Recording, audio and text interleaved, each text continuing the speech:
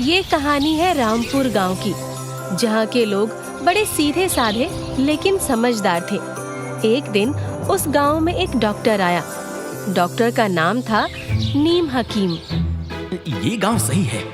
इस गांव में मैं अपना डेरा जमाऊंगा और इन बेवकूफ लोगों से खूब पैसे कमाऊंगा।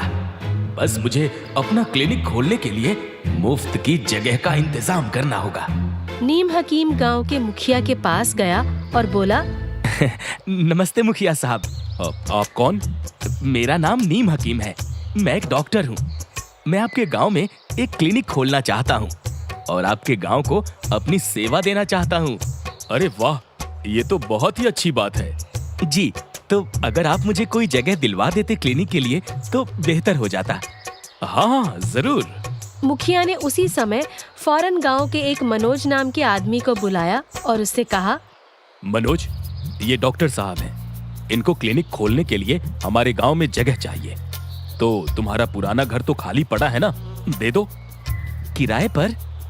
अरे, आप कैसी बात कर रहे हैं? मैं आपके गांव की सेवा करने आया हूँ और आप मुझसे किराया लेंगे? अरे मनोज, घर खाली ही तो पड़ा है, दे दो ना। जब जरूरत हो तो बताना। ठीक है। डॉक्टर नीम हकीम को मुफ्त में जगह मिल गई। उसने मनोज के पुराने घर को अपने रहने और काम करने की जगह बना लिया। उसने बैठक को एक बढ़िया क्लिनिक का रूप दे दिया। दीवारों पर खुद की डिग्री के सर्टिफिकेट टांगे और एक कोने में दवाइयों की अलमारी रखी। वाह, ये जगह तो बिल्कुल सही है। अब यहाँ से पैसे की गंगा बहेगी। बस इन भोले भाले लोगों को अपनी बातों में फंसाना होगा। पहले तो उसने आराम किया, फिर शाम को चौपाल पर पहुंचा। वहां पहुंचकर उसने गांव वालों को बुलाया। सुनो सुनो गांव वालों, सुनो, एक जरूरी अनाउंसमेंट सुन लो। इधर आओ, जल्दी जल्दी। 2 मिनट में नीम हकीम के चारों तरफ भीड़ लग गई। गांव वालों, अब आपको किसी भी बीमारी के लिए शहर जाने की जरूरत नहीं है।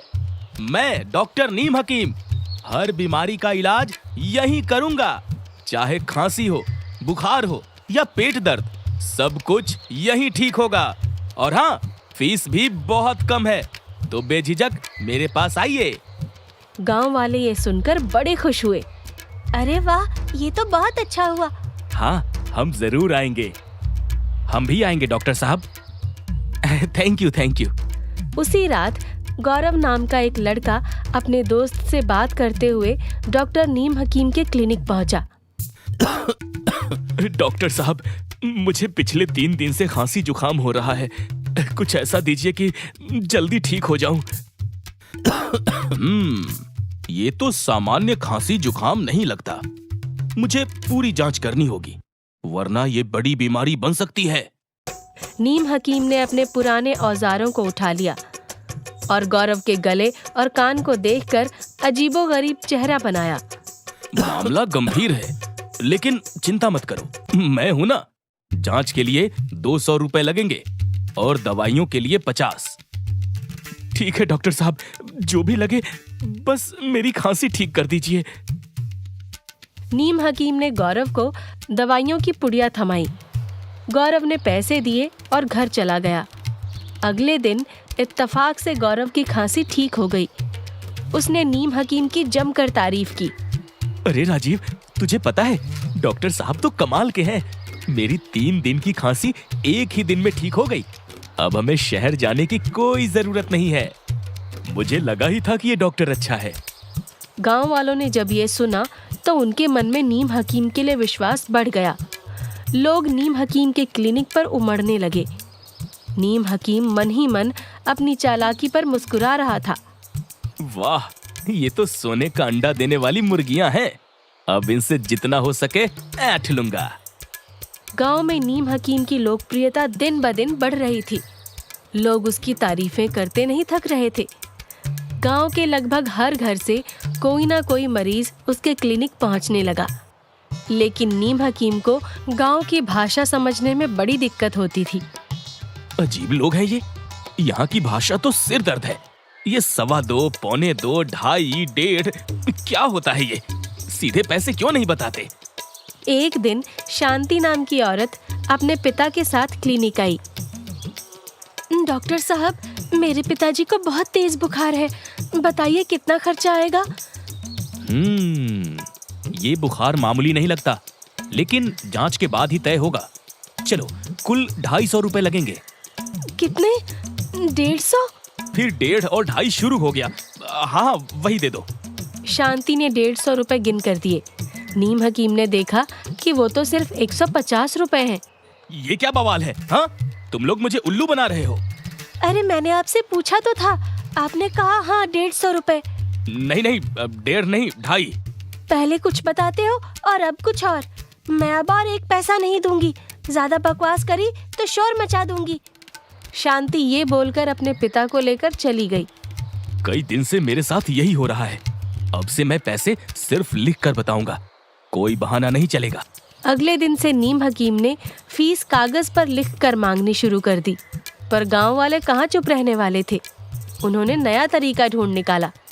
डॉक्टर साहब, मेरे पति को हल्का सा दर्द हो रहा है, जरा देख लीजिए। हाँ, ये तो मामूली बात है, सिर्फ 100 रुपए लगेंगे।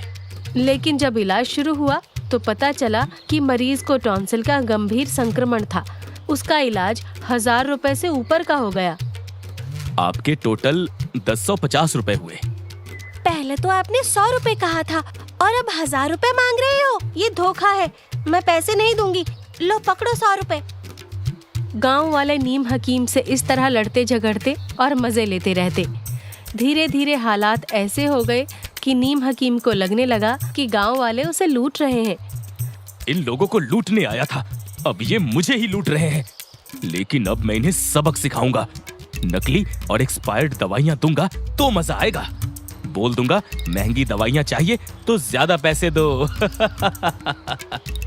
अगले दिन नीम हकीम ने अपनी अलमारी में छिपी पुरानी और बेकार दवाइयां निकाल ली। तभी उसका पहला मरीज गांव का मुखिया क्लिनिक में आया। डॉक्टर साहब, मुझे सिर दर्द हो रहा है, कोई दवाई दीजिए। हाँ, ये लो, ये दवाई तुरंत असर करेगी, बस 30 रुपए। मुखिया दवाई लेकर चला गया। साहिल मुखिया के साथ क्लिनिक में आया। What nonsense is this, doctor? You gave my father an expired medicine. He is feeling worse now. अरे वो शायद गलती से दे दी होगी, मैं देखता हूँ। Shut up! You call yourself a doctor? This is cheating. I'll report you. साहिल के गुस्से से नीम हकीम के पसीने छूट गए। तभी क्लिनिक में जोर जोर से हंसी की आवाजें आने लगी। उसने खिड़की के बाहर झांका तो गांव वाले इकट्ठा होकर हंस रहे थे। डॉक्टर साहब, ये है हमारा असली डॉक्टर, डॉक्टर साहिल, मेरा बेटा, जो शहर गया हुआ था, आज लौट आया है। अब आप हमें बताइए कि आप कौन से मेडिकल कॉलेज से पढ़े हैं? वो मेरा मतलब है, मैं तो गांव की सेवा के लिए आया था। अरे वाह, सेवा करने के नाम पर लोगों को नकली दवाइयां देना और एक्सपायर्ड दवाइयों से इलाज करना, यही आपकी सेवा है? मुझे लगा कि यहाँ कोई डॉक्टर नहीं है तो इन लोगों को उल्लू बनाया जाए। ना यहाँ कोई उल्लू है और ना यहाँ के लोगों को कोई उल्लू बना सकता है। ये मेरा गांव है, समझे? मुझे तुझ पर पहले दिन ही शक हो गया था, इसलिए मैंने डॉक्टर साहिल को फोन करके आने को कह दिया था। साफ साफ कह रहा हूँ, या तो तुरंत अपना बोरिया बिस्तर बांधो और यहाँ से चले जाओ, वरना पुलिस बुलाकर तुम्हारी ठगी का हिसाब करेंगे हम। नीम हकीम ने बिना कोई बहस किए फौरन अपना सामान पैक किया और भागने की तैयारी करने लगा। हे भगवान, ये गांव तो मेरी कमाई के सपने का कब्रिस्तान बन गया। यहाँ के लोग तो मुझसे भी चालाक निकले। डॉक्टर नीम हकीम ने भागने के लिए गांव की सबसे सुनसान गली पकड़ी। पीछे से गांव वाले हंसते हंसते बोले,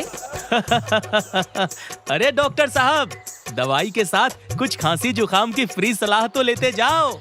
नीम हकीम ने गुस्से में पीछे मुड़कर देखा, लेकिन कुछ कहने की हिम्मत नहीं की। वो रामपुर गांव से ऐसे भागा कि दोबारा वहां का नाम तक नहीं लिया। और इस तरह गांव वालों ने अपनी चालाकी से ठग डॉक्टर को गांव से भगा दिया।